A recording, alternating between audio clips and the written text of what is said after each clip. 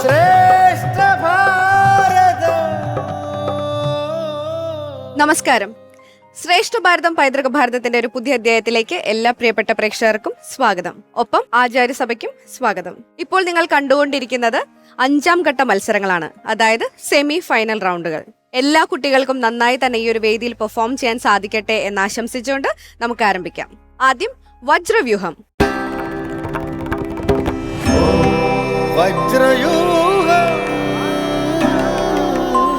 വജ്രവ്യൂഹത്തിന്റെ ഇന്നത്തെ എപ്പിസോഡിൽ പങ്കെടുക്കാനായിട്ട് 2 സ്കൂളുകളും റെഡി ആയിട്ട് നിൽക്കുന്നുണ്ട്. അപ്പൊ നമുക്ക് ആദ്യത്തെ സ്കൂളിനെ സ്വാഗതം ചെയ്യാം. ശബരിഗിരി സ്കൂൾ, പുനലൂർ.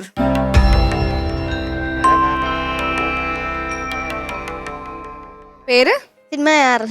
എത്രാം ക്ലാസ്സിലാ? 7. കാശിനാഥ് 10th. നമുക്കിനി അടുത്ത ടീമിനെ സ്വാഗതം ചെയ്യാം. ചിന്മയ വിദ്യാലയ, കാസർഗോഡ്.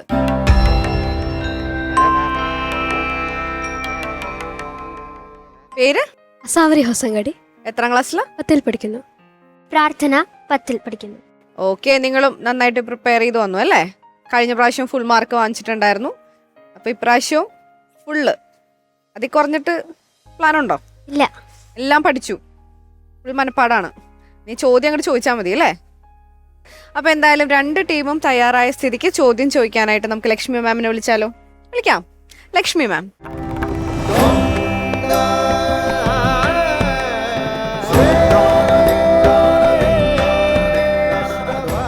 ഓക്കെ, അപ്പൊ ലക്ഷ്മി മാം വന്നു. അപ്പൊ ഞാൻ പറയാൻ വിട്ടുപോയൊരു കാര്യമുണ്ട്, നമ്മുടെ റൂൾസിന്റെ കാര്യം.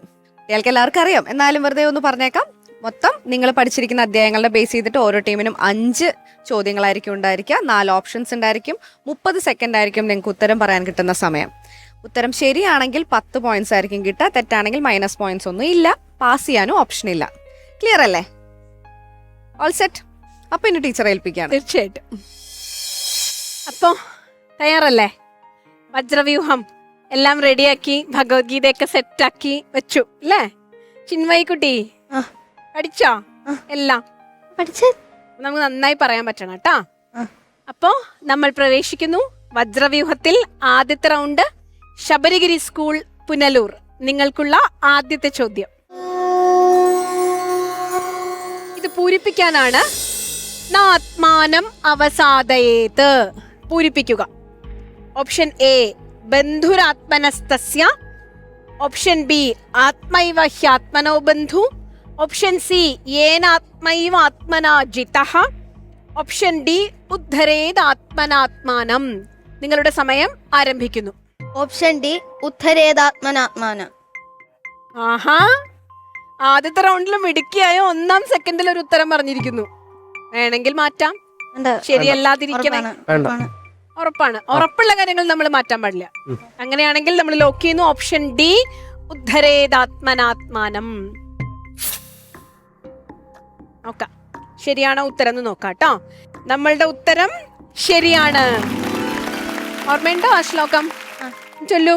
ഉദ്ധരേതാത്മനാത്മാനം ആത്മാനമവസാദയേത് നാത്മാനമവസാദയേത് ആത്മൈവ ഹ്യാത്മനോ ബന്ധു ആത്മൈവാരിപുരാത്മന.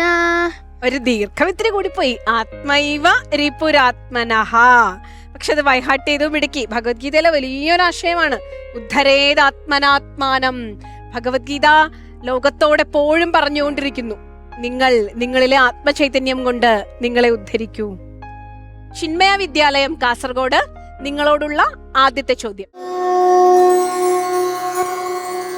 അക്ഷരമായും പരമവുമായ ബ്രഹ്മത്തിന്റെ സ്വഭാവം എങ്ങനെയാണ് മഹാപുരുഷ യോഗത്തിൽ പ്രതിപാദിച്ചിരിക്കുന്നത്? ഓപ്ഷൻ എ സാത്വികം, ഓപ്ഷൻ ബി അധ്യാത്മം, ഓപ്ഷൻ സി അധിഭൂതം, ഓപ്ഷൻ ഡി അധിദൈവതം. നിങ്ങളുടെ സമയം ആരംഭിക്കുന്നു. ഓപ്ഷൻ ബി അധ്യാത്മം. ഓപ്ഷൻ ബി അധ്യാത്മം. ഉറപ്പ്? അതെ, ലോക്ക് ചെയ്യുന്നു. ഓപ്ഷൻ ബി അധ്യാത്മം. ശരിയാണോ? അക്ഷരബ്രഹ്മം, പരമതത്വമായ ബ്രഹ്മം, അതിന്റെ സ്വരൂപം എന്താണ്? ഭഗവത്ഗീത പലയിടത്ത് പല ആശയങ്ങളിലൂടെ ഒരേ തത്വത്തെ പറഞ്ഞിട്ടുണ്ട്. ഇവിടെ ഏതാശയമാണെന്നാണ് ചോദ്യം. നമുക്ക് നോക്കാം ഉത്തരം. ശരിയായ ഉത്തരം 10 മാർക്ക്. നമ്മൾ രണ്ടാമത്തെ ചോദ്യത്തിലേക്ക് കടക്കുന്നു. രജസ്യേ താനി ജായന്തേ. താഴെ പറയുന്നവയിൽ രജോഗുണം വർദ്ധിക്കുമ്പോൾ ഉണ്ടാകുന്ന പ്രവൃത്തി ഏതാണ്?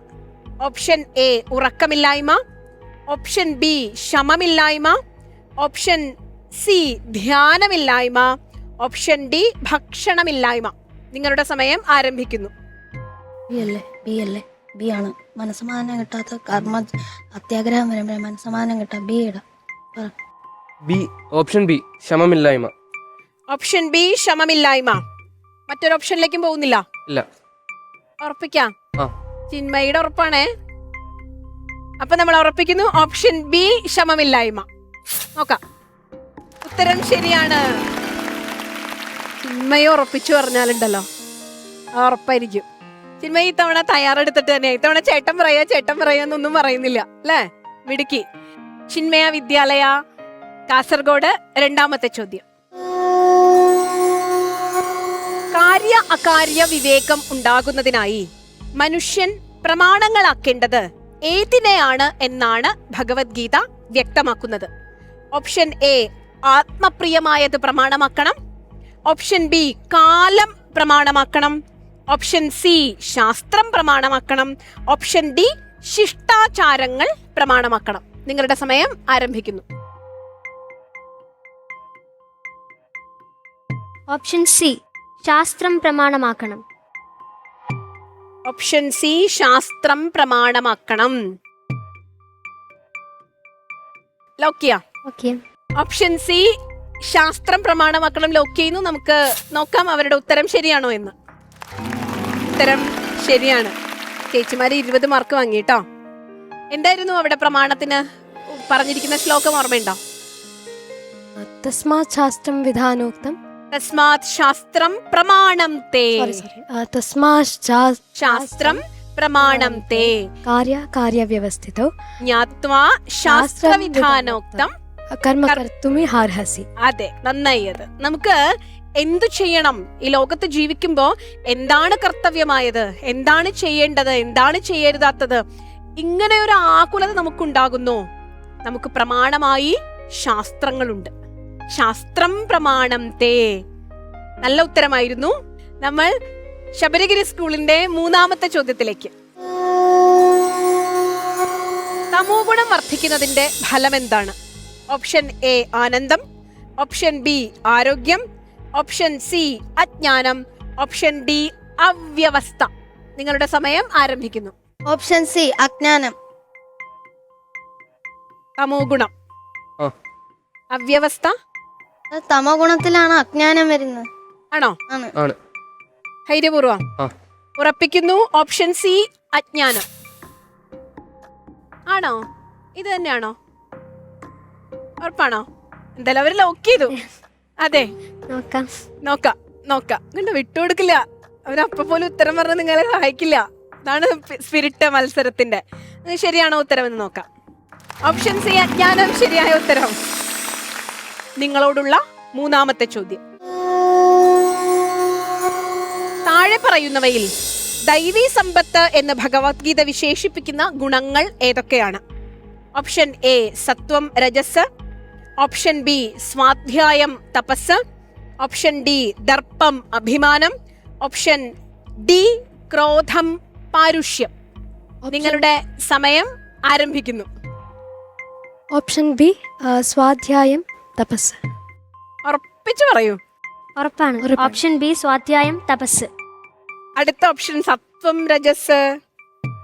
സാധ്യതയില്ലേ? എന്നാൽ ഇവരുടെ ധൈര്യത്തിൽ ഓപ്ഷൻ ബി സ്വാധ്യായം തപസ് ലോക്ക് ചെയ്യുന്നു. ദൈവീ സമ്പത്തിനെ കുറിച്ചാ ചോദിക്കുന്നത്. ആസുരീ സമ്പത്ത്, ദൈവീ സമ്പത്ത് അല്ലെ? ലോകത്തിൽ 2 തരം മനുഷ്യരുണ്ട്. ഈ ദേഷ്യവും ക്രോധവും ഒക്കെ പുലർത്തുന്ന മനുഷ്യനുമുണ്ട്, സാത്വികരായവരുമുണ്ട്. അവരെ നമ്മൾ ദേവൻ എന്ന് വിളിക്കുന്നു. നമുക്ക് ഉത്തരം ശരിയാണോ എന്ന് നോക്കാം. ഉത്തരം ശരിയാണ്. 10 മാർക്ക്. സ്വാധ്യായവും തപസ്സുമുള്ളവനെ ദേവൻ എന്ന് വിളിക്കാം. ശബരിഗിരി സ്കൂളിനോടുള്ള 4ാമത്തെ ചോദ്യം. താഴെ പറയുന്നവരിൽ യോഗസിദ്ധി ലഭിക്കാത്തത് ആർക്കാണ്? ചോദ്യം ശ്രദ്ധിച്ചു കേൾക്കുക. ഓപ്ഷൻ എ യാഗകർമ്മങ്ങൾ അനുഷ്ഠിക്കാത്തവന്, ഓപ്ഷൻ ബി അധികം ഭക്ഷിക്കുന്നവന്, ഓപ്ഷൻ സി സാഹസ പ്രവൃത്തികൾ ചെയ്യുന്നവന്, ഓപ്ഷൻ ഡി ഈശ്വര ഭജനം ചെയ്യാത്തവന്. നിങ്ങളുടെ സമയം ആരംഭിക്കുന്നു. ഓപ്ഷൻ ബി അധികം ഭക്ഷിക്കുന്നവന്.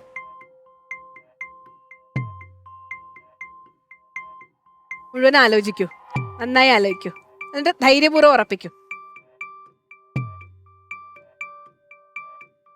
നമ്മൾ ലോക്ക് ചെയ്യാം. ലോക്ക് ചെയ്യുന്നു. ഓപ്ഷൻ ബി അധികം ഭക്ഷിക്കുന്നവന്. എന്തായിരുന്നു ചോദ്യം? യോഗസിദ്ധി ലഭിക്കാത്തത് ആർക്കാണ്? ഈശ്വരഭജനം ചെയ്യാത്തവന്, യാഗകർമ്മങ്ങൾ അനുഷ്ഠിക്കാത്തവന്. എല്ലാത്തിനും സാധ്യതയുണ്ട് അല്ലേ? അല്ലെ, ഇതിനെല്ലാത്തിനുള്ള സാധ്യതയുണ്ട്.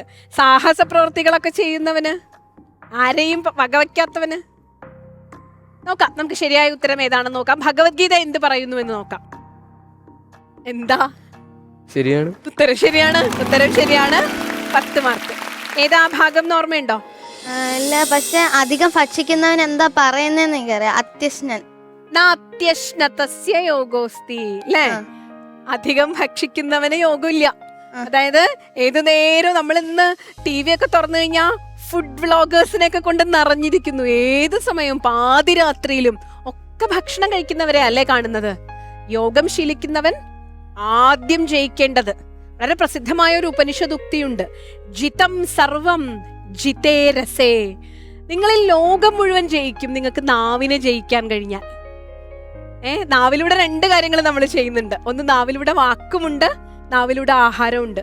അപ്പൊ വാക്കും ആഹാരവും നിയന്ത്രിച്ചാൽ നിങ്ങൾ ലോകം മുഴുവൻ ജയിക്കും. അപ്പോ അധികം ഭക്ഷിക്കുന്നവന് യോഗം ലഭിക്കില്ല. നിങ്ങളുടെ 4ാമത്തെ ചോദ്യം. ആ ബ്രഹ്മഭുവനാൻ ലോകാൻ, ബ്രഹ്മലോകം വരെയുള്ള ലോകങ്ങളുടെ പ്രത്യേകത എന്താണ്? ഓപ്ഷൻ എ സുഖ ദുഃഖ ശീലമുള്ളത്, ഓപ്ഷൻ ബി നന്മ തിന്മകളുള്ളത്, ഓപ്ഷൻ സി പുനരാവൃത്തി ശീലമുള്ളത്, ഓപ്ഷൻ ഡി നാശസ്വഭാവത്തോടു കൂടിയത്. നിങ്ങളുടെ സമയം ആരംഭിക്കുന്നു.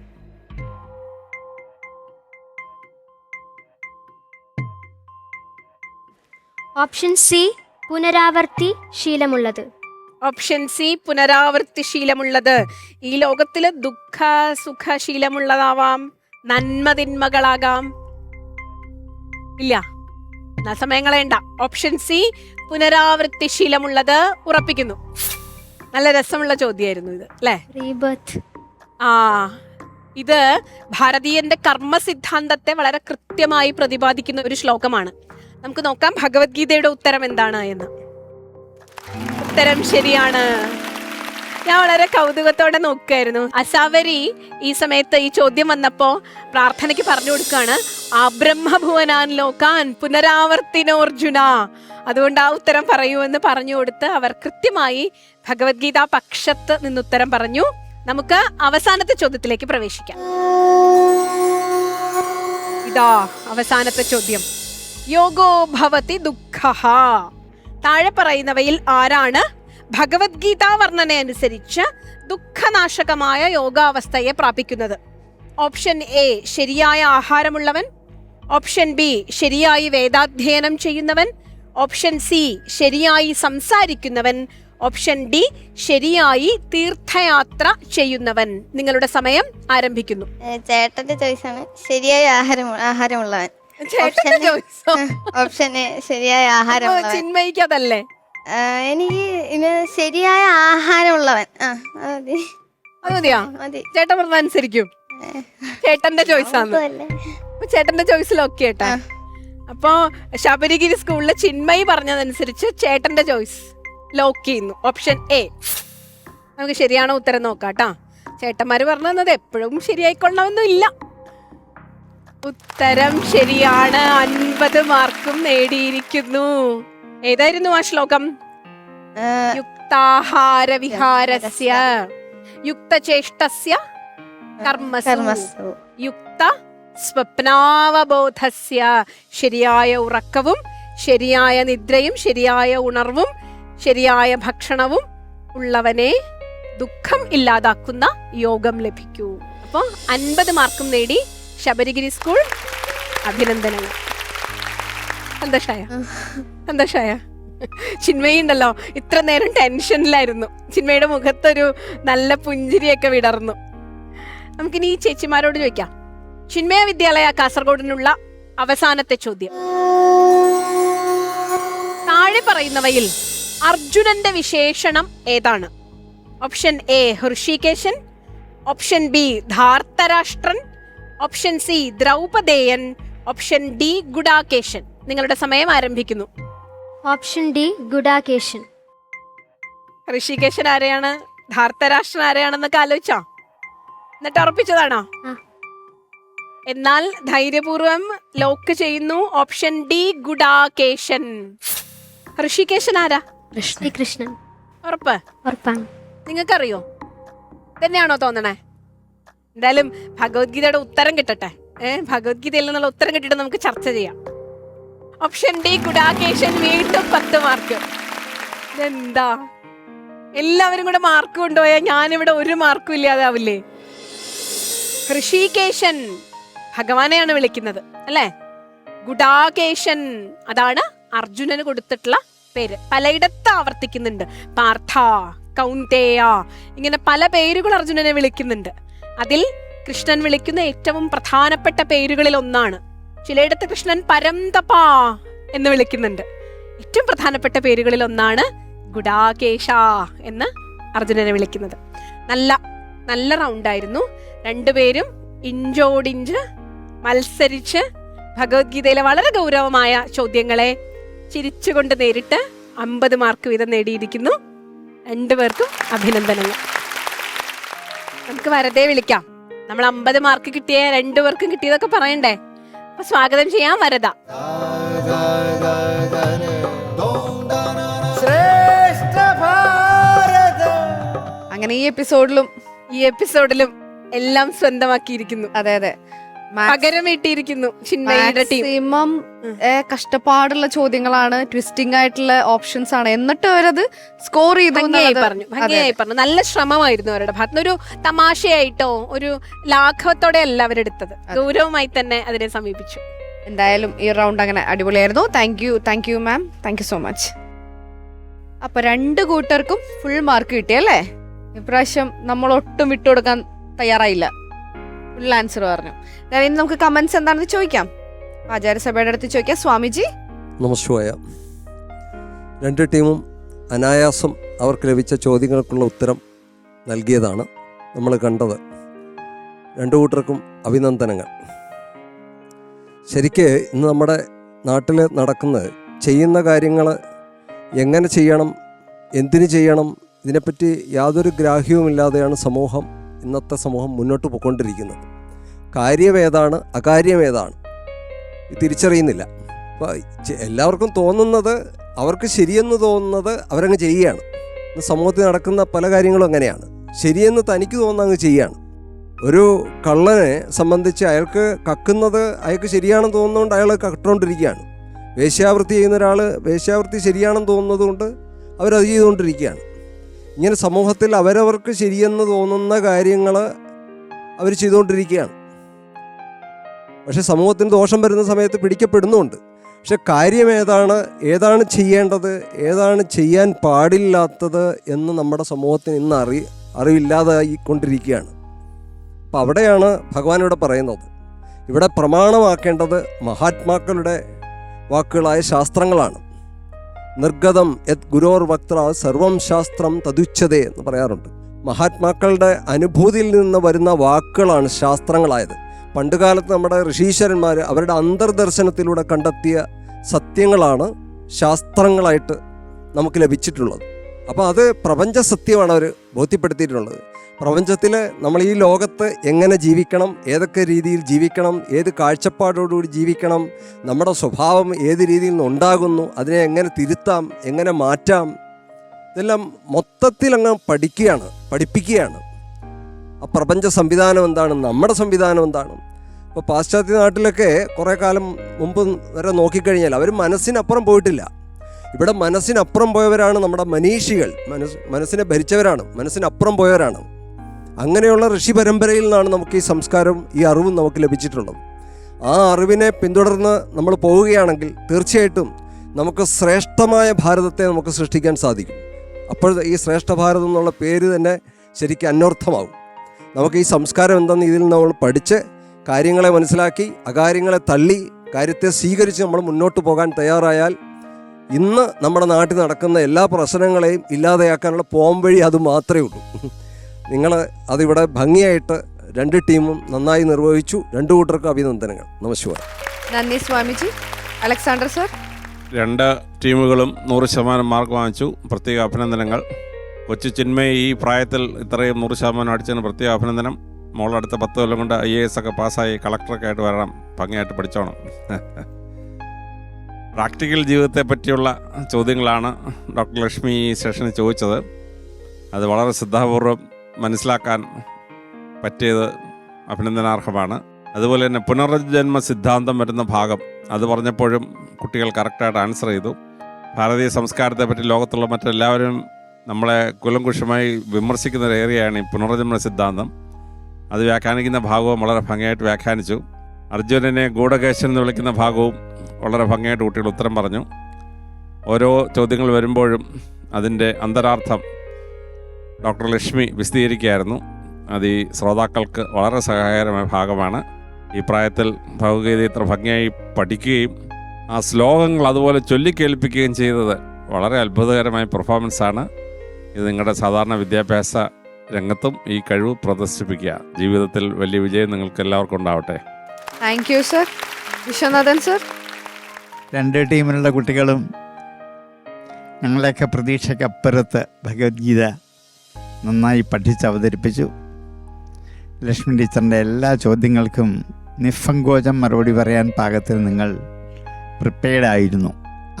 നിങ്ങളുടെ ആ കുശാഗ്രബുദ്ധിയിലും നിങ്ങളുടെ ഓർമ്മശക്തിയിലും അപ്പോഴപ്പോൾ നിങ്ങൾക്ക് ഉത്തരം പറയാനുള്ള നിങ്ങളുടെ വൈഭവത്തിലൊക്കെ നിങ്ങളെ അകമഴിഞ്ഞ് അഭിനന്ദിക്കുകയാണ്. ഇനിയും നിങ്ങൾക്ക് ഈ കഴിവുകൾ വർദ്ധിച്ചു വളർന്നു വരട്ടെ. ഭഗവത്ഗീതയിലെ പ്രധാനപ്പെട്ട ഒരു വിഷയമാണ് ഇന്ന് ചർച്ച ചെയ്തത്. ഉദ്ധരേതാത്മനാത്മാനം നാത്മാനം അവസാദയത്. ഇന്ന് കുട്ടികളിലും അല്ലാത്തവരിലും ഒക്കെ കാണപ്പെടുന്ന ഒരു ചെറിയ ദോഷത്തെയാണ് ഗീത അന്ന് കണ്ടെത്തി വിസ്തരിച്ചു ഭിന്നിപ്പിച്ചത്. എല്ലായ്പ്പോഴും നമ്മൾക്ക് നമ്മളോടാണ് അവജ്ഞത കൂടുന്നത്. എന്ത് ചെയ്യുമ്പോഴും അത് എൻ്റെ കുഴപ്പമാണ്, എൻ്റെ കുറ്റമാണ്, ഞാൻ ഏറ്റു, എൻ്റെ പ്രശ്നമാണ്, ഇങ്ങനെ എല്ലാം തന്നിലേക്ക് ആരോപിച്ച് താൻ കഴിവില്ലാത്തവനാണ്, തനിക്ക് അറിവില്ലാത്തവനാണ്, ജ്ഞാനമില്ലാത്തവനാണ്, പോരായ്മ ഉള്ളവനാണ് എന്നിങ്ങനെ എപ്പോഴും പറയാനുള്ള ഒരു പ്രവണത ഇന്നത്തെ കുട്ടികൾക്കും മുതിർന്നവർക്കും കാണപ്പെടുന്നുണ്ട്. അതിനെതിരെയാണ് ഗീത അന്ന് ആദ്യമായിട്ട് ശബ്ദം ഉയർത്തത്. ഉദ്ധരേത് ആത്മനാത്മാനം. ആദ്യം വേണ്ടത് താൻ പൂർണ്ണനാണ്, തനിക്ക് അറിവുണ്ട്, തനിക്ക് കഴിവുണ്ട്, ഞാൻ കൊള്ളരുതാത്തവനല്ല, എനിക്കെല്ലാം കഴിയുന്നവനാണ്, എന്ത് കാര്യത്തിനും എന്നെ പറ്റും, എനിക്ക് നല്ല ശക്തിയുണ്ട്. ആരോടെങ്കിലും ഒന്ന് ചോദിച്ചാൽ എങ്ങനെയുണ്ട്, സുഖമാണോ എന്ന് ചോദിച്ചാൽ ആണെന്ന് പറയാൻ എല്ലാവർക്കും മടിയാ. കുഴപ്പമൊന്നുമില്ല, ഇത്ര മാത്രമേ ഉള്ളൂ. സുഖമാണെങ്കിൽ പോലും എന്തുകൊണ്ട് പറഞ്ഞുകൂടാ എനിക്ക് സുഖമാണ്, ഒരു കുഴപ്പമില്ല. ഇത് പറയാനുള്ള ഒരു ആത്മശക്തിയുടെ വിവേകം നഷ്ടപ്പെട്ടു പോയിരിക്കുകയാണ്. അവിടെയാണ് ഗീത വിരൽ ചൂണ്ടുന്നത്. ധൈര്യമായിട്ട് പറയൂ, എനിക്ക് സുഖമാണ്, ഞാൻ മിടുക്കനാണ്, എനിക്ക് കഴിവുണ്ട് എന്ന് പറഞ്ഞുകൂടെ? അപ്പം അത് സ്വന്തം ആത്മാവിനോടുള്ള അവജ്ഞതയാണ്. അതൊരിക്കലും ചെയ്യാൻ പാടില്ല. ആത്മാനം അവസാദേത്. നമ്മളുടെ ആത്മശക്തിയെ തളർത്തി കഴിഞ്ഞാൽ നമുക്കൊന്നും ചെയ്യാൻ പറ്റില്ല. പിന്നെ നമുക്ക് മുമ്പോട്ട് പോകാനേ പറ്റില്ല. ഞാൻ കഴിവില്ലാത്തവനാണെന്ന് 100 പ്രാവശ്യം പറയുകയും 100 പ്രാവശ്യം ആചരിക്കുകയും ചെയ്താൽ ഒന്നും ചെയ്യാൻ പറ്റില്ല.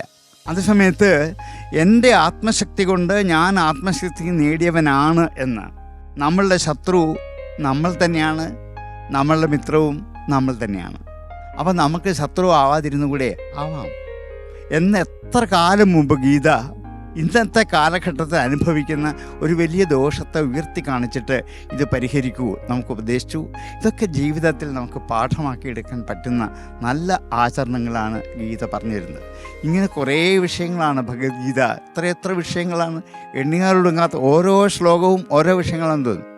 അധ്യായമായിട്ടൊക്കെ വേർതിരിച്ചെങ്കിലും അധ്യായം മാത്രമല്ല, ഓരോന്നും ഓരോ വിഷയങ്ങൾ തന്നെയാണ്. ആഹാര കാര്യത്തിൽ പോലും ഗീത കണ്ടില്ലേ, മിതമായി ആഹാരം കഴിക്കണം, അമിതമായ ആഹാരത്തിന് പുറകെ ഓടുന്നതാണ് രോഗങ്ങൾക്ക് പ്രധാന കാരണം. രോഗമില്ലാത്തവരാരുമില്ല, രോഗത്തിൻ്റെ പ്രധാന കാരണം ആഹാരവുമാണ്. അത് നമുക്കറിയാം, ഉറപ്പായി. എന്നാൽ പിന്നെ ആഹാരത്തെ നിയന്ത്രിച്ചൂടെ? അത് പറ്റില്ല. നാവിനെയും രുചിയെയുമാണ് ഒരിക്കലും അടക്കാൻ പറ്റാത്തത്. എത്ര ദൂരം വേണമെങ്കിലും സഞ്ചരിച്ച് കാറെടുത്ത് ഫ്ലൈറ്റിന് വരെ പോകും. എന്തിനാണ്? നല്ല ഭക്ഷണം നോക്കി. അത്രയ്ക്ക് നമുക്ക് ഭക്ഷണത്തിനോട് ആഭിമുഖ്യം കൂടുകയാണ്. ഭക്ഷണം കഴിക്കുന്ന വയറ് നിറയാനാണ്. എന്ത് കഴിച്ചാലും വയറ് നിറയും, ഹാവു ധാരാളമായി എന്ന് വിചാരിക്കാനുള്ള ഒരു ചിന്തയുണ്ടെങ്കിൽ ആഹാരം മിതമാകും. മിതമായാൽ ഒരു രോഗവും ഉണ്ടാവില്ല. എന്നിങ്ങനെ നോക്കൂ, നിത്യജീവിതത്തിൽ എന്തൊക്കെയാണ് നമ്മൾ ചെയ്യേണ്ടത്, എന്തിൻ്റെയൊക്കെ പുറകെയാണ് അന്ധരായി പാഞ്ഞു നടക്കുന്നത് ഗീത ഉപദേശിച്ചു തരാൻ പറ്റും. ഇങ്ങനെയുള്ള ഓരോ ഉപദേശങ്ങളും നിങ്ങളുടെ ജീവിതത്തിൽ നിങ്ങൾക്ക് പഠിച്ച് പ്രാവർത്തികമാക്കാൻ കഴിയട്ടെ. അതാവട്ടെ ഇങ്ങനെയുള്ള ക്വിസ് മത്സരത്തിൻ്റെ പ്രധാനപ്പെട്ട ലക്ഷ്യം എന്ന് ആശംസിക്കുന്നു. Thank you sir. Lakshmi ma'am? ഞങ്ങളൊക്കെ കുട്ടിക്കാലത്തെ ചൊല്ലിയിരുന്ന രസമായിട്ടൊരു കീർത്തനം ഉണ്ടായിരുന്നു. ആ കീർത്തനത്തിൽ ഒരു വരി ഇങ്ങനെയാണ്: ഗീത പഠിക്കുന്ന വീട്ടിലെല്ലാം ശ്രീദേവി വന്നു വിളങ്ങിക്കാണും എന്ന്. ഗീത പഠിക്കുന്ന വീട്ടിലുണ്ടാവുന്നത് ഐശ്വര്യം ഉണ്ടാവും. ആ വീട്ടിലെ കുട്ടികൾക്ക് ആശയങ്ങളുണ്ട്. ആ വീട്ടിലെ കുട്ടികൾക്ക് ജീവിതത്തിൽ ഒരു ലക്ഷ്യമുണ്ട്. ആ വീട്ടിലെ കുട്ടികൾക്ക് ഒരു വലിയ ആശയങ്ങളുടെ കരുത്തുണ്ട്. അപ്പൊ ശ്രീദേവി വന്ന് വിളങ്ങും എന്ന് പറഞ്ഞാൽ ആ വീട്ടിൽ ഐശ്വര്യം ഉണ്ടാവുന്നത് ഗീത പഠിക്കുന്ന വീട്ടിൽ ഒരു വളരെ പോസിറ്റീവായിട്ടുള്ള വ്യക്തിബന്ധങ്ങൾ നന്നായി ഉണ്ടാകും. മനുഷ്യർ ജീവിതത്തോട് വളരെ ആഭിമുഖ്യമുള്ളവരായി ജീവിക്കും. അവരുടെ ആഹാരം വളരെ സാത്വികവും സൗമ്യവുമായിരിക്കും. ഗംഭീരമായി നിങ്ങൾ ഇതിനെ അവതരിപ്പിച്ചു. 2 ടീമിനും അഭിനന്ദനങ്ങൾ. Thank you ma'am. അപ്പോൾ നല്ല കമൻസും നല്ല മാർക്സും ഒക്കെ കിട്ടി. ഇനിയിപ്പോൾ ചെയ്യാനുള്ളത് അടുത്ത റൗണ്ടിന് വേണ്ടിയിട്ട് പ്രിപ്പയർ ചെയ്യുക. ഫൈനലിൽ വരാനായിട്ട് എല്ലാ ആശംസകളും ഇപ്പോഴേ നേരുന്നു. ഓക്കെ, അപ്പം അങ്ങനെ വജ്രവ്യൂഹം ഇവിടെ അവസാനിച്ചിരിക്കുകയാണ്. ഇനി നമുക്ക് ആരംഭിക്കാം മകരവ്യൂഹം.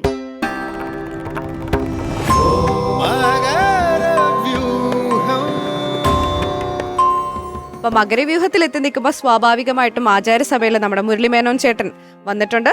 നമുക്ക് ആദ്യം തന്നെ ചേട്ടനെ സ്വാഗതം ചെയ്യാം. സ്വാഗതം ചേട്ടാ. നമ്മുടെ ഈ വേദിയിൽ പെർഫോം ചെയ്യാനായിട്ട് 2 കുട്ടികൾ ഇങ്ങനെ കഥാപാത്രങ്ങളായിട്ട് റെഡി ആയിട്ട് നിൽക്കുന്നുണ്ട്. അപ്പൊ നമുക്ക് അവരെ വേദിയിലേക്ക് സ്വാഗതം ചെയ്യാം. GHSS ചാലിശ്ശേരി.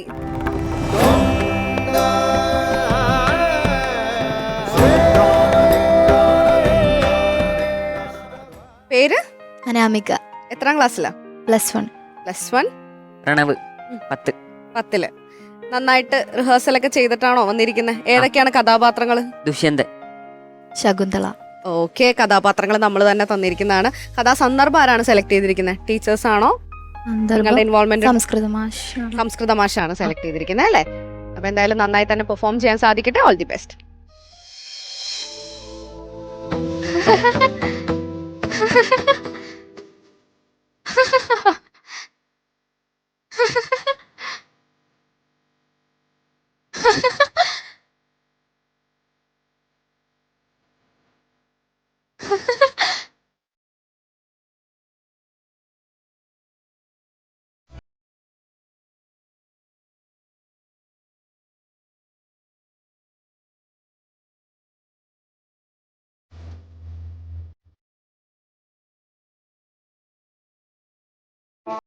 സഖി, പരിചയമില്ലാത്ത ആളെ അധികം ശ്രദ്ധിക്കണ്ട.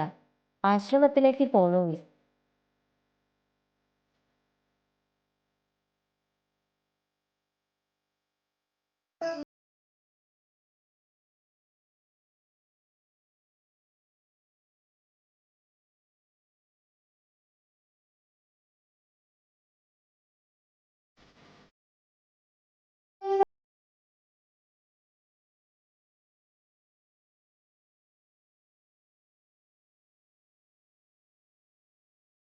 ഹേ മഹാനുഭാവ, അങ്ങ് ആരാണ്? എന്താണ് ഈ ആശ്രമ പരിസരത്ത്? ഞാൻ പുരുവംശജനായ ദുഷ്യന്തൻ. പ്രജകളുടെ സുഖാന്വേഷണത്തിന് ഇറങ്ങിയതാണ് നാം. തോഴിമാർ പറഞ്ഞതുപോലെ ഈ രാജാവ് എന്റെ മനസ്സിനെ വല്ലാതെ ഉലയ്ക്കുന്നു. ഈ ഗ്രാമത്തിൽ സുന്ദരിയായ ഭവതി എങ്ങനെ? ഇത് കണ്വാശ്രമം. കണ്ണു മഹർഷി എന്റെ താതനാണ്. ആശ്ചര്യം ആശ്ചര്യം. ആശ്രമത്തിലേക്ക് വരുന്നവരെ സ്വീകരിക്കുക എന്നത് ആശ്രമ മര്യാദയാണ്. അങ്ങ് വന്നാലും.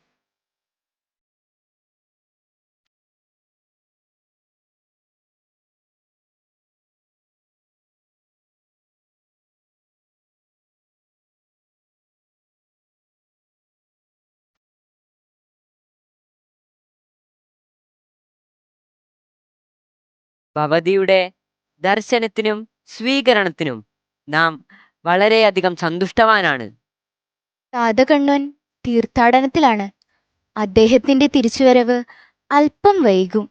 എത്ര വൈകിയാലും നാം അദ്ദേഹത്തെ കാണാൻ ആഗ്രഹിക്കുന്നു. ഭവാനെ കണ്ടുമുട്ടിയതു മുതൽ എന്റെ മനസ്സെന്തോ ചഞ്ചലമായതുപോലെ. കണ്ണുമഹർഷിയുടെ പുത്രിക്ക് മനസ്സിൽ ചാഞ്ചല്യമോ? അതെ, ഇതുവരെ ഇത്തരമൊരനുഭവം ഉണ്ടായിട്ടില്ല. ഭദ്രേ, ഒട്ടും സംശയിക്കരുത്. പറയാനുള്ളത് പറയാതിരുന്നാൽ പശ്ചാത്താപത്തിനിടയായിത്തീരും. സഖിമാർ പറഞ്ഞതുപോലെ ആപത്തിനെ പ്രാപിച്ചിരിക്കുന്ന പ്രജയുടെ സങ്കടത്തെ തീർക്കേണ്ടത് രാജാവിന്റെ ധർമ്മമല്ലയോ? തീർച്ചയായും അതാണ് രാജധർമ്മം.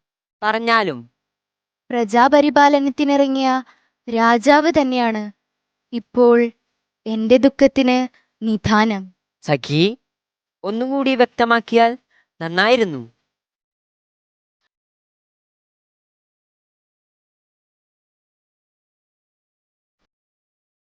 ഈ ഉള്ളവളെ പ്രാണപ്രേയസിയായി സ്വീകരിച്ചാലും. അഹോ, ധന്യനായി. ഈ ഉള്ളവന്റെയും മനോരഥം അതുതന്നെയായിരുന്നു. എന്തായിരുന്നു അങ്ങയുടെ മനോരഥം? അത് മഹാരാജാവേ, മര്യാദയെ ലംഘിക്കരുത്. ഞാൻ കാമപരവശയാണെങ്കിലും തോന്നിയതുപോലെ നടക്കുന്നവളല്ല. അല്ലയോ ബയശീലെ, നീ ഭയപ്പെടേണ്ട. ധർമ്മതത്വത്തെ അറിഞ്ഞിരിക്കുന്ന കണ്ണുമഹർഷി ഇതറിഞ്ഞാലും ആക്ഷേപിക്കുകയില്ല. കാരണം ഗാന്ധർവ വിധിപ്രകാരം അനേകം രാജർഷിമാർ വേളി കഴിച്ചിരുന്നു. ഇപ്പോൾ എന്നെ വിട്ടേക്കണേ. ഞാൻ തോഴിമാരോട് പറഞ്ഞിട്ട് വരാം.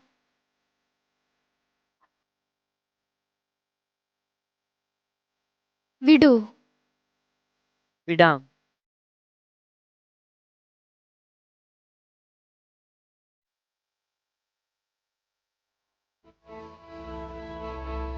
ഹേ ചക്രവാകി, കൂട്ടുകാരനോട് യാത്ര പറഞ്ഞു പോകൂ.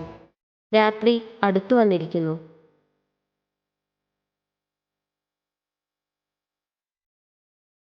എന്റെ ദേഹസ്ഥിതി അറിയാൻ അമ്പ ഗൗതമി വരുന്നുണ്ട്. തൽക്കാലം മറഞ്ഞിരിക്കൂ. അഹോ, ആഗ്രഹ സഫലീകരണത്തിന് എന്തെല്ലാം പ്രതിബന്ധങ്ങൾ വന്നു ചേരുന്നു. ഇനി ഞാൻ എവിടേക്കാണ് പോകേണ്ടത്?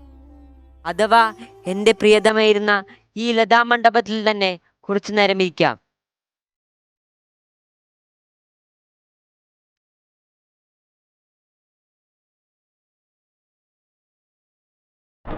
മഹാരാജാവേ, പുറത്ത് രാക്ഷസന്മാരുടെ സഞ്ചാരമുണ്ടാകും. ആശ്രമത്തിലേക്ക് എഴുന്നള്ളിയാലും. ഞാനിതാ വരുന്നു.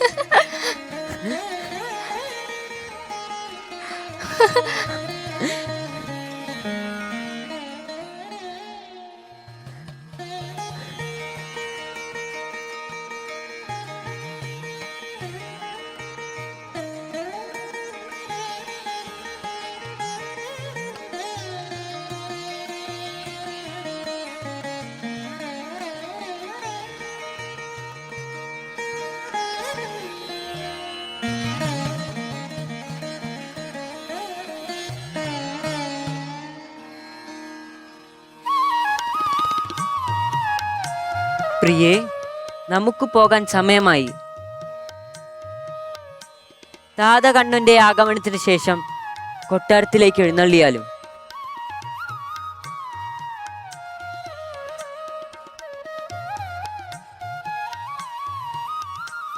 അബോധനയായ കണ്ണുപുത്രിയെ അങ്ങ് കൈവെടിയരുത്. ഞാൻ കുരുവംശജനായ ദുഷ്യന്തൻ ഒരിക്കലും അധർമ്മം ചെയ്യില്ല. എൻ്റെ ഓർമ്മയ്ക്കായി നാമാങ്കീതമായ അങ്കുലേഖം ഇരിക്കട്ടെ.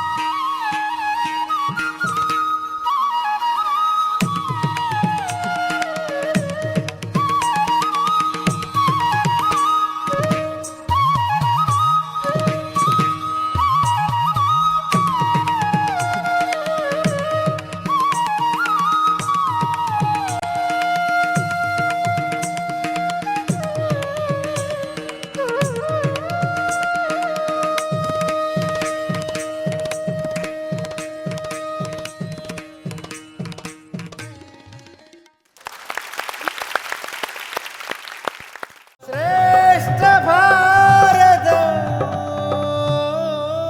പെർഫോമൻസ് കഴിഞ്ഞിട്ട് എങ്ങനെ ഉണ്ടായിരുന്നു? എന്ത് തോന്നി? വലിയ കുഴപ്പമില്ല. ആകെ ഇതായി പോയി, ക്ഷീണിച്ചു പോയോ? ഏയ് ഒരു എനർജി കുറവ് ഇല്ല. നേരത്തെ ഒരു ഇതായിട്ട് നിന്നിട്ടെ പിന്നെ ഒരു എനർജി കുറവ് പോലെ തോന്നി. അങ്ങനെയൊന്നുമില്ല. അപ്പൊ നേരെ കമന്റ്സിലേക്ക് പോയാലോ? പോവാം. ഓക്കെ സ്വാമിജി. നമസ്കാരം. വളരെ നന്നായിരുന്നു രണ്ടുപേരുടെ അഭിനയം. ഇവിടെ ശകുന്തള ദുഷ്യന്തൻ എന്ന കഥാപാത്രമാണ് രണ്ടുപേരും അവതരിപ്പിച്ചത്. അതിൽ കൂടുതലും എനിക്ക് തോന്നുന്നു കാളിദാസൻ്റെ കഥയിൽ നിന്നായിരിക്കും കൂടുതലൊരു ഇതിന് എടുത്തിട്ടുള്ളതെന്ന് തോന്നി ഈ ഭാഗം. ഇതിൽ വേദവ്യാസൻ്റെ ശകുന്തള വെച്ച് നോക്കുമ്പോൾ ആ ശകുന്തള കുറച്ച് അത്ര ചാബല്യമൊന്നും കാണിക്കുന്ന ശകുന്തളയല്ല. അതുമാത്രമല്ല, വ്യാസൻ്റെ ഇതിൽ നോക്കുകയാണെങ്കിൽ അവിടെ ദുഷ്യന്തൻ ആണ് കൂടുതൽ ആ പ്രണയത്തിൻ്റെ ഭാഗം ആദ്യം ചെലുത്തുന്നത് ശകുന്തളയിൽ. ശകുന്തളയല്ല തിരിച്ച്. ഈ ശകുന്തള ഇവിടുന്ന് അങ്ങോട്ടാണ് പ്രണയം പറഞ്ഞുകൊണ്ട് വരുന്നത്. അങ്ങനെയാണ് ഇവിടുത്തെ സന്ദർഭം കാണിക്കുന്നത്. പക്ഷെ അങ്ങനെയല്ല വ്യാസൻ്റെ ശകുന്തള കാണുന്നത്. ദുഷ്യന്തനാണ് ആദ്യം ആ ഒരു പ്രലോഭനം കാണിച്ചുകൊണ്ട് പോകുന്നത്. ആ ചാബല്യം ആദ്യം വരുന്ന ദുഷ്യന്തൻ്റെ ഭാഗത്തു നിന്നാണ്. ഇവിടെ ആശ്രമകന്യകയാണ് ശകുന്തള. ഒരു കണ്ണൻ്റെ ആ മുനിയുടെ കീഴിൽ ധർമാനുഷ്ഠാനങ്ങൾ ചെയ്ത സ്ത്രീയാണ്. ഒരു ഉത്തമ നാരീരത്നമാണ്. ആ ശകുന്തളയിൽ മാതൃത്വം, വാത്സല്യം ഇതെല്ലാം ഉണ്ടെങ്കിലും പൗരുഷം ഉണ്ടായിരുന്നു. അത്രയും ശക്തമായ ഒരു കഥാപാത്രമാണ് ശകുന്തള. അതിൽ മുദ്രാമോതിരം എന്നുള്ളത് കാളിദാസൻ്റെ സങ്കല്പമാണ്. അവിടെ മുദ്രാമോതിരം ഇല്ല. വ്യാസൻ്റെ ഇതിൽ മുദ്രാമോതിരം കൊടുക്കുന്നില്ല. അത് ദുഷ്യന്തനെ കുറച്ചുകൂടി മെച്ചപ്പെടുത്താൻ വേണ്ടിയിട്ട് ചെയ്ത ഒരു സന്ദർഭമായിട്ടാണ് കാണാൻ സാധിക്കുന്നത്. എന്നാലും ഇവിടെ പ്രണയരംഗത്തിനാണ് കൂടുതൽ പ്രാധാന്യം കൊടുത്തിട്ടുള്ളത്. ആ ഒരു സന്ദർഭം മാത്രമേ ഇവിടെ വരുന്നുള്ളൂ. എന്തായാലും ആ ഒരു സന്ദർഭം നിങ്ങൾ നന്നായിട്ട് അഭിനയിച്ചു എന്ന് വേണമെങ്കിൽ പറയാം. എല്ലാ അഭിനന്ദനങ്ങളും. നമസ്കാരം. നന്ദി സ്വാമിജി. Alexander sir. നാടക അഭിനയം വളരെ നന്നായിരുന്നു. പ്രത്യേകിച്ച് ശകുന്തള ഒരു സ്റ്റെപ്പ് മുമ്പിൽ വളരെ ഭംഗിയായിട്ട് അഭിനയിച്ചു. പക്ഷേ വേദവ്യാസൻ്റെ കഥയെ കാളിദാസൻ 3 ഇൻട്രൊഡക്ഷനാണ്. 1 ഈ മോതിരം, 2 ഈ പ്രസവം എടുക്കാൻ നേരം മേനക മേളിൽ നിന്ന് വന്ന് പ്രസവം എടുത്തു എന്ന് പറഞ്ഞൊരു ഭാഗം, ദുർവാസാവിൻ്റെ ശാപം. ഇത് 3 വേദവ്യാസൻ്റെ കഥയിലില്ല, കാളിദാസൻ്റെ ഇറക്കുമതിയാണ്. പക്ഷെ കാളിദാസൻ ആ നാടകം ഗംഭീരമായിട്ട് എഴുതി എന്നുള്ളത് 1855 സുപ്രീം കോടതി ചീഫ് ജസ്റ്റിസ് ആയിരുന്ന മോണിർ വില്യംസ് സംസ്കൃതം പഠിച്ച് അത് ട്രാൻസ്ലേറ്റ് ചെയ്തു. പാശ്ചാത്യ ലോകത്തെ അമ്പരപ്പിച്ച ട്രാൻസ്ലേഷനായിരുന്നു അഭിജ്ഞാന ശകുന്തളത്തിൻ്റെ ട്രാൻസ്ലേഷൻ. പക്ഷേ ഇവിടെ വളരെ പ്രത്യേകതയുള്ളൊരു ഭാഗം എന്ന് പറഞ്ഞാൽ, ഒരാൾ കയറി വന്ന് ഞാൻ ദുഷ്യന്തനാണെന്ന് പറയുകയാണ്. ആധാർ കാർഡും കാണിക്കുന്നില്ല, പാൻ കാർഡും കാണിക്കുന്നില്ല, പാസ്പോർട്ടും കാണിക്കുന്നില്ല, രാജാവാണെന്ന് പറഞ്ഞങ്ങ് പ്രേമിക്കാൻ തുടങ്ങാന്ന് പറഞ്ഞാൽ അത് ഇച്ചിരി കടന്ന കയ്യാ. അപ്പോൾ പുരുഷന്മാരില്ലാത്ത വീട്ടിൽ കയറി പെങ്കൊച്ചിനെ 14 വയസ്സുള്ള പെങ്കൊച്ചിനെ പറ്റിച്ചത് ദുഷ്യന്തന് 12 കൊല്ലം ശിക്ഷ കിട്ടേണ്ട കുറ്റമാണ് ഇന്ത്യൻ പീനൽ കോഡ് അനുസരിച്ച്. പക്ഷേ ആ ഭാഗം വളരെ ഭംഗിയായിട്ട് രണ്ടുപേരും അഭിനയിക്കുന്നുണ്ട്. പക്ഷേ കണ്ണൂർ വരുന്നതിന് മുമ്പ് ദുഷ്യന്തൻ സ്ഥലം വിടുകയാണ്. പോയ വഴിക്ക് അമ്പുമ്പിലെടുക്കാൻ മറന്നു. അമ്പുമ്പിലോട് താത്ത് വെച്ചിട്ട് അമ്പുമ്പിലെടുക്കാതെ അങ്ങ് പോയി. അത് വേറെ കാര്യം. എങ്കിലും ഈ നമ്മുടെ ഇപ്പോഴത്തെ കുട്ടികളെ സംബന്ധിച്ചിടത്തോളം ഈ പെട്ടെന്ന് പ്രേമിക്കുക എന്ന് പറയുന്ന ഒരു വീക്ക്നെസ്സാണ്. അപ്പോൾ ആ വീക്ക്നെസ് സാധൂനീകരിക്കത്തക്ക രീതിയിൽ ഈ നമ്മുടെ നാടകം തിരിയരുത്. പെൺകുട്ടികൾക്കൊരു തെറ്റായ കാഴ്ചപ്പാട് കൊടുക്കുകയാണ്. പക്ഷേ കാളിദാസൻ ഇൻട്രൊഡ്യൂസ് ചെയ്ത് ദർഭമ്മനെ കൊണ്ടുവന്നുള്ള വ്യാജനം തിരിഞ്ഞു നോക്കിയതൊക്കെ മോള് നല്ല ഭംഗിയായിട്ട് അഭിനയിച്ച മുള്ളു കൊണ്ടെന്ന് പറഞ്ഞ് തിരിഞ്ഞ് ദുഷ്യന്തനെ നോക്കുന്ന ഭാവമൊക്കെ വിജ്ഞാന ശകുന്തളത്തിൽ നിന്ന് കൃത്യമായിട്ട് മോളെടുത്ത് കാണിച്ചിട്ടുണ്ട്. എന്തായാലും ഈ അഭിനയിച്ച രണ്ടുപേർക്കും പ്രത്യേക അഭിനന്ദനം. ശകുന്തളയ്ക്ക് ഒരു 10 മാർക്ക് കൂടുതലും. Thank you sir. Viswanathan sir. മഹാഭാരതത്തിലെ ശകുന്തളോപാഖ്യാനത്തെ കാളിദാസൻ അതിമനോഹരമായ ഒരു കാവ്യഫൗദ്ധമാക്കി മാറ്റി. അതാണ് ഇന്നുള്ള സാധാരണ ജനങ്ങൾക്ക് അധികം പരിചിതം. വ്യാസൻ്റെ മഹാഭാരതത്തിലെ ശകുന്തളോപാഖ്യാനം അല്ല. ഏതു മനുഷ്യൻ്റെയും ഉള്ളിൽ ഒരിക്കലും നഷ്ടപ്പെടാത്ത നൈസർഗികമായ ചില ഭാവങ്ങളുണ്ട്. അതിലൊന്നാണ് അനുരാഗം അല്ലെങ്കിൽ പ്രണയം. വെറും സാധാരണ നാട്ടിൻപുറത്തെ രണ്ട് കുട്ടികൾ തമ്മിലുള്ള ഒരു പ്രണയം അല്ല. അതിനേക്കാൾ എത്രയോ ഉദാത്തവൽക്കരിച്ച് ഉത്കൃഷ്ടമാക്കി മാറ്റാൻ സാധിച്ചു എന്നുള്ളതാണ് കാളിദാസൻ്റെയും വ്യാസൻ്റെയും കഥാപാത്ര സൃഷ്ടിയിൽ നമുക്ക് മനസ്സിലാക്കാനുള്ളത്. ആ ഒരു ഉദാത്തതയ്ക്ക് ചേർന്ന സംഭാഷണം ഈ നാടകത്തിന് ഇത്തിരി കൂടി ആകാമായിരുന്നു എന്നെനിക്കൊരു ചിന്തയുണ്ട്. ബാക്കി അഭിനയമൊക്കെ നന്നായിരിക്കുന്നു. പക്ഷെങ്കിൽ ഈ പ്രണയഭാവത്തെ ഒന്ന് ഉദാത്തവൽക്കരിക്കണം. ഇതൊരു രാജർഷിയാണ്, കണ്ണു മഹർഷിയുടെ പുത്രിയാണ്, ഋഷിപുത്രിയാണ്. ഇവർ തമ്മിലുള്ള പ്രണയത്തിന് സാധാരണ പോലുള്ളതല്ല, ഒരു ഉയർന്ന ഗ്രേഡിലേക്ക് നിന്നുകൊണ്ട് വേണം ഇത് കാണാൻ. ആ ഗ്രേഡിൽ നിന്നുകൊണ്ടുള്ള സംഭാഷണവും ബാക്കിയില്ല. അഭിനയമൊക്കെ നന്നായിരുന്നു, രണ്ടുപേരുടെയും വേഷങ്ങളും കുഴപ്പമില്ല, ബാക്കിയെല്ലാം നന്നായി. പക്ഷേങ്കിൽ അതിന് തക്ക ഒരു സംഭാഷണം ശരി കുറച്ചുകൂടി ഉദാത്തവൽക്കരിച്ചാൽ നല്ല ഒരു നാടകീയ അനുഭവം ഞങ്ങൾക്കെല്ലാം ഉണ്ടാക്കിത്തരാൻ നിങ്ങൾക്ക് സാധിച്ചു. നല്ല ഭാവി ഉണ്ടാകട്ടെ. എല്ലാവിധ നന്ദികളും എല്ലാവിധ ആശംസകളും അറിയിക്കുന്നു. Thank you sir. Lakshmi ma'am. Chalissery സ്കൂളിലെ മിടുക്കന്മാർ അല്ലേ, സ്റ്റാർസ് ഓഫ് ചാലിശ്ശേരി സ്കൂൾ നന്നായിട്ടുണ്ടായിരുന്നു. വളരെ ഹൃദയസ്പർശിയായ രംഗമാണ് ഇവിടെ ആവിഷ്കരിക്കാൻ ശ്രമിച്ചത്. എനിക്കിവിടെ തോന്നുന്നത് കാളിദാസന്റെ ശകുന്തളയും വ്യാസന്റെ ശകുന്തളയും ഒക്കെ കൂടി ചേർന്നിരിക്കുന്ന ഒരു അനുഭവമാണ് ഉണ്ടായത്. വ്യാസന്റെ നായികമാരിൽ ഏറ്റവും മുന്നിൽ നിൽക്കുന്ന ഒരു നായികയാണ് ദമയന്തിയെ പോലെ, സാവിത്രിയെ പോലെ ഏറ്റവും മുന്നിൽ നിൽക്കുന്ന ഒരു നായികയാണ് ശകുന്തള. അതുകൊണ്ട് തന്നെ ശകുന്തളയുടെ പ്രണയത്തിൽ, ശകുന്തളയുടെ വിരഹത്തിൽ, ശകുന്തളയുടെ നിലപാടുകളിൽ, ശകുന്തളയുടെ പുനഃസമാഗമത്തിൽ, ശകുന്തളയെ ത്യജിച്ചപ്പോൾ ഒക്കെ ശകുന്തള പുലർത്തിയിരുന്ന ഒരു ആർജവമുണ്ട്, ഒരു സ്ത്രീയുടെ കരുത്തുണ്ട്. ആ സ്ത്രീയുടെ പ്രണയം എത്രമാത്രം ദൃഢമായിരിക്കുമെന്ന് ആലോചിച്ച് നോക്കൂ. അങ്ങനെ ഒരു സ്ത്രീയുടെ പ്രണയമാണ് നമ്മൾ ആവിഷ്കരിക്കുന്നത്. അവിടെ വാക്കല്ല സംസാരിക്കുന്നത്, വാക്കുകൊണ്ട് പറയാൻ പറ്റാത്ത ചില ഗൂഢമായ ഭാവങ്ങൾ കൊണ്ടാണ് ശകുന്തള തന്റെ പ്രണയം ആവിഷ്കരിക്കുന്നത്. നിങ്ങളുടെ ശ്രമം നന്നായി, അഭിനന്ദനങ്ങൾ. Thank you ma'am. നമസ്കാരം രണ്ടു കുട്ടികൾക്കും. നന്നായിരുന്നു, രണ്ടു കുട്ടികൾ നന്നായിട്ട് പെർഫോം ചെയ്തു. ആദ്യത്തെ ഞാൻ നോട്ട് എഴുതി വെച്ചിരുന്നത് 2 ക്യൂട്ടീസ് എന്നാണ്. രണ്ട് പേര് വന്നപ്പോൾ ഭയങ്കര സന്തോഷം തോന്നി അല്ലേ, ക്യൂട്ടായിട്ടുള്ള 2 നടീനടന്മാർ. ഓക്കെ, നമുക്ക് പെർഫോമൻസിൽ ഏറ്റവും എനിക്ക് യോജിപ്പില്ലാതെ പോയത് മലയാളത്തിലാണ്. മക്കളെ, മലയാളം സംസാരിക്കാൻ പഠിക്കണം. അതാണ്, അത് ഇവരാരെങ്കിലും പറയുന്നതാണ് ഞാൻ വിചാരിച്ചത്. കാരണം അത് ഞാൻ പറയേണ്ട കാര്യമില്ല. ഭാഷാശുദ്ധി എന്ന് പറയുന്നത് ത്രൂ ഔട്ട് അതെന്നെ വല്ലാതെ അലോസരപ്പെടുത്തി. കാരണം എസ്പെഷ്യലി ഞാൻ എപ്പോഴും പറയാറുള്ളതാണ്, ശ്രേഷ്ഠ ഭാരതം പോലെയുള്ള പരിപാടിയിൽ അത് അത്യാവശ്യമാണത്. ഭാഷ എന്ന് പറയുന്നത്, ഭാഷാശുദ്ധി എന്ന് പറയുന്നത്. അപ്പോൾ ആ വിയോജിപ്പ് ഞാൻ നേരത്തെ പറയുന്നു. ഇനി നമുക്ക് ഈ നാടകത്തിലേക്ക് കടക്കാം. ഇത് റിഹേഴ്സൽ നിങ്ങൾ നന്നായിട്ട് ചെയ്തിട്ടുണ്ട്, ഞാൻ ചോദിക്കുന്നേ ഇല്ല. കാരണം ഒരുപാട് റിഹേഴ്സൽ നിങ്ങൾ ചെയ്തിട്ടുണ്ട്, ഹൃദിസ്ഥമാണ്, എല്ലാം നന്നായിട്ടുണ്ട്. ഐ തിങ്ക് ഒരു സ്റ്റെപ്പ് അപ്പും കൂടി വേണം. നിങ്ങൾ കഥാപാത്രങ്ങളിലേക്കാവാൻ ഇനിയും കുറച്ചുകൂടി ദൂരം പോകേണ്ടിയിരിക്കുന്നു എന്നുള്ളതാണ് എൻ്റെ അഭിപ്രായം. അതുപോലെ തന്നെ മോൻ വന്ന സമയത്തും യു ആർ സെർച്ചിങ് സംതിങ്. ഇതാരുടെ ചിരി, അത് അവിടുന്നാണോ അങ്ങനെയാണ് നോക്കുന്നത്, അങ്ങനെയാണ് നോക്കേണ്ടത്. Not this, not level down. മനസ്സിലായില്ലേ? അപ്പായിരിക്കണം. ആരുടെ ഒരു ചിരി ആ നോട്ടം, അപ്പം അവിടെ തൊട്ടേ ഇതുണ്ട്. അപ്പോൾ അവിടെ ഇത് ആക്ച്വലി ഇത് സ്ക്രിപ്റ്റിൻ്റെ ഒന്നും അല്ല പ്രശ്നം എന്ന് പറഞ്ഞു കഴിഞ്ഞാൽ ഇൻറ്റേർണലൈസിങ് ദ റൊമാൻസ്. ശൃംഗാരം അകമയിലേക്ക് വരണം, വന്നിട്ടില്ല. അതിങ്ങനെ എത്തി നിൽക്കുന്നതേ ഉള്ളൂ. ശൃംഗാരം അഭിനയിക്കുന്നതേ ഉള്ളൂ. ശൃംഗാരം അനുഭവിക്കണം. നിങ്ങളത് അനുഭവിക്കുമ്പോഴേ ഞങ്ങൾക്കത് കിട്ടുന്നുള്ളൂ. അപ്പോൾ അത് വരികയാണെങ്കിൽ ഇപ്പോൾ പറഞ്ഞ ഈ ഭാഷയുടെയൊക്കെ പ്രശ്നം പോയി കിട്ടും, കുറേ പോയി കിട്ടും. മനസ്സിലായില്ലേ?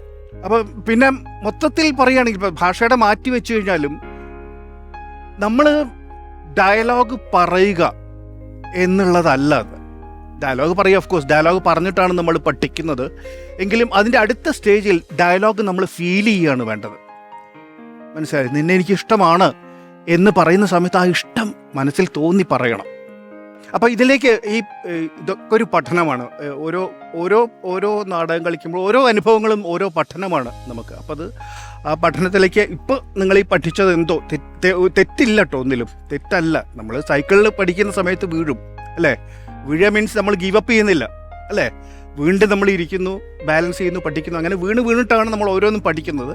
അങ്ങനെയുള്ള ഒരു പഠനമായിട്ട് ഇതിനെ എടുത്താൽ മതി. നെക്സ്റ്റ് ടൈം ബെറ്റർ ആയിട്ട് ചെയ്യാം. Okay, thank you very much. Thank you Murali ചേട്ടാ. അപ്പൊ കമന്റ്സ് എല്ലാം കേട്ട് കഴിഞ്ഞ് നമുക്ക് നേരെ സമയം കളയാതെ മാർക്സിലേക്ക് പോവാം അല്ലേ? Swamiji out of 10 7.5. 7.5 out of 10. Viswanathan sir out of 10 8 out of 10. Lakshmi ma'am out of 10 8 mark. 8 mark. ഇനി ഒരാളുടെയും കൂടെ അറിയാനുള്ളത് 20-ലാണ്. മുരളി ചേട്ടാ ഔട്ട് ഓഫ് 20 ഔട്ട് ഓഫ് 20 15 മാർക്കുണ്ട്. 15 മാർക്ക്. 15 മാർക്ക്. ഇനി നമുക്ക് ടോട്ടൽ നോക്കാം. അപ്പൊ നിങ്ങൾക്ക് ടോട്ടൽ കിട്ടിയിരിക്കുന്നത് 38.5 ഔട്ട് ഓഫ് 50. നല്ല മാർക്കാണ്, കുഴപ്പമൊന്നുമില്ല. സെമി ഫൈനൽസ് അല്ലേ, ഇതിൽ ഇത്രയും ടൈറ്റ് ആയിരിക്കും എങ്ങനെ ശരിയാവണത് അല്ലേ?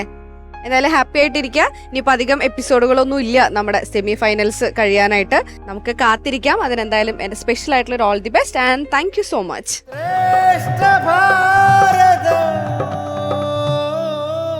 ശ്രേഷ്ഠ ഭാരതം പൈതൃക ഭാരതത്തിന്റെ ഇന്നത്തെ എപ്പിസോഡ് വൈൻഡപ്പ് ചെയ്യാനുള്ള സമയമായിരിക്കുകയാണ്.